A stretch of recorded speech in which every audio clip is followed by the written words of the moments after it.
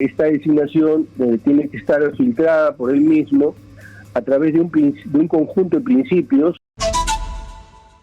Quisiéramos saber cuál es el objetivo y el sentido de la declaración que ha suscrito el defensor del pueblo dirigida al presidente de la República. Bueno, el día de ayer hemos enviado un oficio al presidente de la República muy temprano, esto con el propósito de, por un lado, si bien es cierto, reconocer, porque así lo establece la Constitución, que el presidente de la República tiene facultades para elegir a su gabinete, a su presidente del Consejo de Ministros, es decir, al equipo que lo va a acompañar para la concreción de sus planes.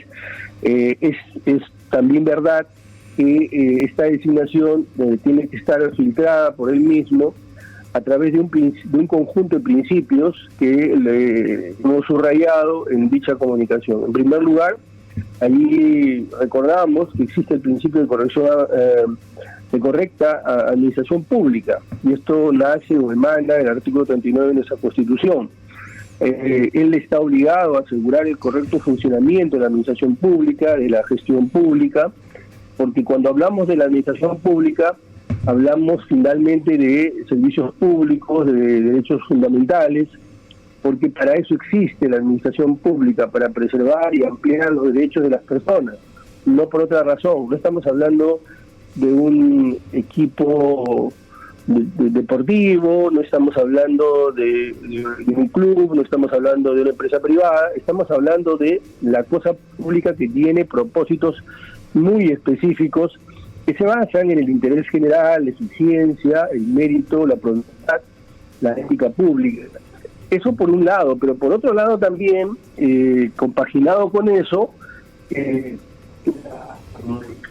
la composición del gabinete tiene que garantizar otros principios, como por ejemplo el combate contra la corrupción, que también ha sido subrayado y señalado por el Tribunal Constitucional. Por lo tanto, nadie que haya sido sentenciado, y esto incluso está señalado por una norma que ha desarrollado el artículo 39 de la Constitución, nadie que está señalado por corrupción, o señalado por corrupción, y esto sí lo decimos nosotros, puede formar parte de la cosa pública, porque es un riesgo que la corrupción esté cercana al poder, porque esa combinación es peligrosa, no solo para el funcionamiento de la administración pública, sino también para las investigaciones, para que pudiera ser objeto esta persona que está siendo investigada. Y concurrentemente, el deber de garantía de los derechos humanos, que es otro estándar, otro filtro que tiene que hacer el presidente de la República. ¿Qué quiere decir esto? Que, por ejemplo, aquel que no cree en la igualdad no puede formar parte de la administración pública. Aquel que es una persona que no cree en la igualdad de la mujer, que es homofóbico, que es misógino, no puede liderar, encarnar una política de Estado, una política nacional como es la igualdad. Y por todas estas razones, nosotros le estamos pidiendo al presidente que reevalúe la composición del gabinete, porque creemos que tiene una valiosa oportunidad para corregir y poder dar señales objetivas, palmarias, que tiene una vocación de vertebrar al país y de tener una relación con el Parlamento y con todas las demás instituciones del Estado, que lidere finalmente y materialice los derechos que ha prometido desarrollar. Ahora, defensor, esto digamos, es claro que el estar sentenciado o sentenciada es una condición que inhabilita para el ejercicio de la función pública, pero usted ha introducido el tema incluso de los investigados, pero ¿dónde queda el tema de la candidatura de Keiko Fujimori? No solo procesada, sino acusada por el Ministerio Público ante el Poder Judicial por gravísimos delitos asociados al lavado de activos. Es decir, con ese criterio, Keiko Fujimori no debió ser candidata a la presidencia. Digamos, si extendemos este criterio. Bueno, a ver, en primer lugar ahí hay una confusión, me da usted a perdonar. porque una cosa es aquel que llega a una instancia pública, como pudiera ser la Presidencia de la República, por elección, ¿no? Y otra cosa es por designación. Porque usted me podría decir, bueno, ¿y usted por qué no sacó una carta y dijo que tal o cual persona estaba investigada por corrupción? Porque en el proceso electoral, en primer lugar, nosotros tenemos lo que se denomina la obligación de neutralidad en primer lugar, y en segundo lugar, porque además a nivel universal existe toda una tradición de participación política, y usted tiene, por ejemplo, guardando las distancias, por supuesto, muchos presidentes que han estado presos, han estado señalados por determinados delitos, porque usted puede llegar a la presidencia porque es el voto popular, pero ya la designación de funcionarios de otro rango, y que además, como le repito, es designación, sí está sometido a determinados filtros de constitucionalidad, de legalidad y de ética pública.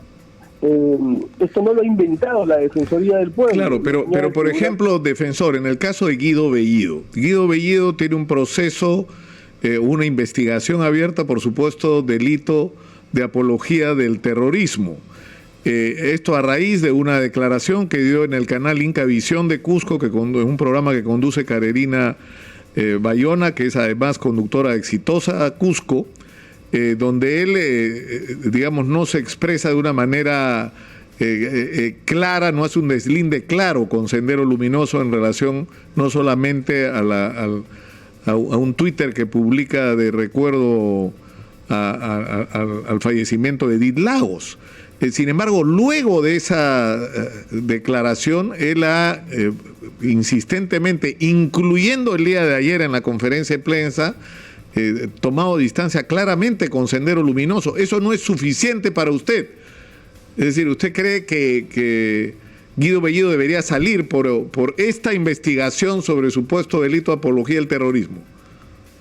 Nuestra carta no se aparca, no se estaciona en un caso en particular. Yo no me dirijo ni a Bellido ni a otro ministro en particular, me dirijo al presidente de la República para recordar determinados estándares. Y en esta entrevista yo no voy a ser de fiscal, y estoy seguro que usted no hará de abogado defensor de por supuesto que no. una determinada autoridad, ¿no? Yo estoy hablando de estándares que tienen que cumplirse. Pero igual quiero recordarle lo siguiente, Nicolás, no existen derechos absolutos, no hay derechos absolutos. Incluso la presunción de inocencia, que desde luego tiene que preservarse en lo individual, es decir, aquella persona que está siendo señalada por algún delito tiene todo el derecho a ejercer su derecho de defensa, tiene el derecho a un debido proceso, tiene derecho a un contradictorio en igualdad de armas, etcétera, etcétera, ¿no es cierto? Pero no tiene derecho necesariamente a acceder a un cargo público, porque con ese criterio, si nos ponemos laxos, entonces el director, aquel que ha sido, está siendo investigado por violación, puede dirigir, pues entonces un nido. Los derechos no son absolutos, No, Nicolás, eso yo lo tengo absolutamente general, claro, defensor. El interés general sí. prima sobre el interés individual. Y le acabo de decir que la cosa pública tiene, al final del día, en definitiva, materializar los derechos de todos.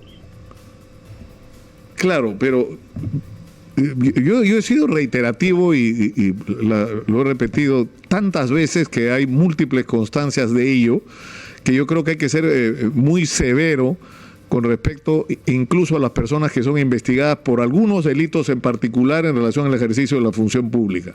Terrorismo, narcotráfico, corrupción, yo creo que y delitos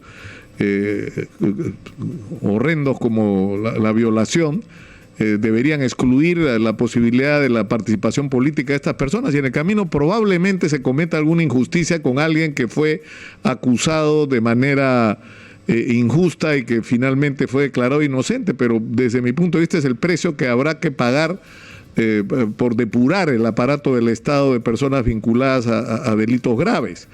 Es más, en segundo lugar, yo creo que ha sido un error político poner a Guido Bellido, pero digamos, una vez que estamos enfrentados a la situación de Guido Bellido, y Guido Bellido dice dos cosas: no tengo nada que ver con el terrorismo, nunca he tenido nada que ver con el terrorismo, condeno la violencia, condeno el terrorismo, y por el otro lado vamos a revisar todos y cada uno de los nombramientos que se han hecho para que todos estén apegados a ley y a derecho.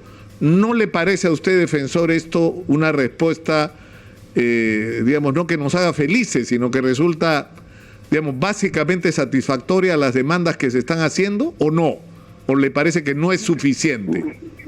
Nicolás, de nuevo, yo no me voy a estacionar en un nombre en particular, porque lo que estoy planteando es un marco y un conjunto de filtros que tiene que hacer el presidente de la República. No me voy a sustituir ni le voy a señalar puntualmente al presidente, porque sería excesivo, que tiene que hacer tal o cual cosa. No estoy vetando a alguien en particular, que además no es esta función. Estoy señalando simplemente los filtros que tiene que haber. Ahora bien, filtros son filtros que tiene que hacer el presidente. Sin embargo, quien cede al poder tiene que cumplir no solo con esos filtros, pero es el único que... Sí, tenemos un problema con la calidad de comunicación. Por favor, defensor, le rogaría, vamos a volver a marcar para poder recuperar la calidad de la comunicación.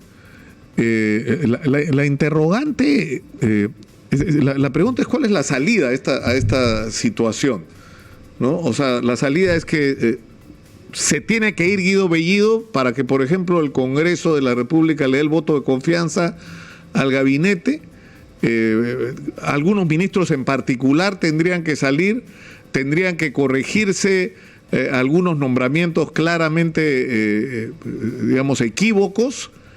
¿Cuál es la salida a la situación? ¿O puede permanecer Guido Bellido luego de cerrar el ciclo de diálogo con las diferentes bancadas y luego de que aclare los cuestionamientos que han sido hechos en relación a él? Yo creo que eso es yo trataba de resumir la interrogante, defensor, porque finalmente es cierto, su declaración no se refiere a un nombre en específico, pero digamos, está claro que uno de los cuestionamientos más importantes ha sido Guido Bellido, y la pregunta es: ¿cuál es la solución a este entrampamiento? ¿Cómo vamos a salir de este entrampamiento? Bueno, nosotros al final de la carta le decimos al presidente de la República que en base a lo que le estamos puntualizando en esta comunicación, tiene que reevaluar, consideramos que debería reevaluar la designación de sus ministros, justamente estableciendo estos filtros, y a partir de ahí buscar la unidad. Si usted me pregunta ya puntualmente qué decisión tiene que tomar el presidente, yo no me puedo ni me voy a sustituir al presidente de la República. Esa es función del presidente de la República. Me parece que fue en su programa cuando usted una vez me preguntó sobre la legalidad o la legitimidad de la elección del presidente Castillo. Yo le dije con toda firmeza y claridad que tenía la legalidad y la legitimidad que dan los votos, pero a continuación acoté, dije: la legalidad se consolida en los actos, en la gestión también. Bueno, este es un momento crítico, clave, donde puede el presidente empinarse y consolidarse justamente a partir de sus actos. Y yo le decía a usted, antes de que se corte, le decía que el primer filtro, desde luego, es el presidente, asumiendo todos estos estándares y principios, pero no es solo el presidente, porque si fuera solo el presidente, bueno, entonces siempre un presidente puede saltarse los límites y en la práctica no habría control. en un Estado como el nuestro, un Estado democrático, existen otros controles, que es la Contraloría, la Fiscalía y desde luego también la Defensoría, al amparo del artículo 162 y el propio Congreso. Yo creo que haría muy bien el presidente, como digo en la carta, reevaluar y tratar de liderar, porque esa es su función, a todo el Estado a partir de las promesas que hizo, que eran reducir las brechas, respetar nuestros derechos y ampliar nuestros derechos. ¿Debería el presidente convocar al acuerdo nacional? Es decir, tenemos un problema por la tremenda polarización que hemos vivido en la campaña electoral y que lamentablemente no termina, ¿no? Estamos viviendo como la secuela de la polarización. A eso iba. Es decir, el presidente debería convocar al Consejo de Estado y luego al acuerdo nacional. Eso deberían, a su criterio, defensor, ser medidas a tomar para, digamos, establecer la gobernabilidad, por llamarlo de alguna manera. Una de las falencias más graves que tenemos en el Perú es que cada cierto tiempo nos instalamos en una crisis más y más aguda. Nos hemos pasado 5 años confrontando Parlamento y Ejecutivo y los otros entes estatales planteando que deberíamos, en vez de confrontar, materializar el principio de colaboración que también está recogido en la Constitución, porque a ambos los hemos elegido para que entre ellos colaboren y saquen adelante el país. Una buena práctica ha sido, aunque legalmente, positivamente, jurídicamente no existe, digamos, el Consejo de Estado como sí existe en otros países, en el Perú, sí en los hechos se ha reunido más de una vez y ha sido altamente positivo, porque allí los entes estatales han podido coordinar y enderezar sus esfuerzos hacia lo que quiere el país. Entonces yo sí creo que sería positivo que diera ese paso, esperaría que dé ese paso. Pero también tengo la expectativa que, leída de buena fe y entendida la función de la Defensoría, como un colaborador crítico, el presidente nos va a dar la cita que habíamos pedido para poder exponerle, explicarle la posición de la Defensoría. ¿No han recibido aún respuesta? Aún no.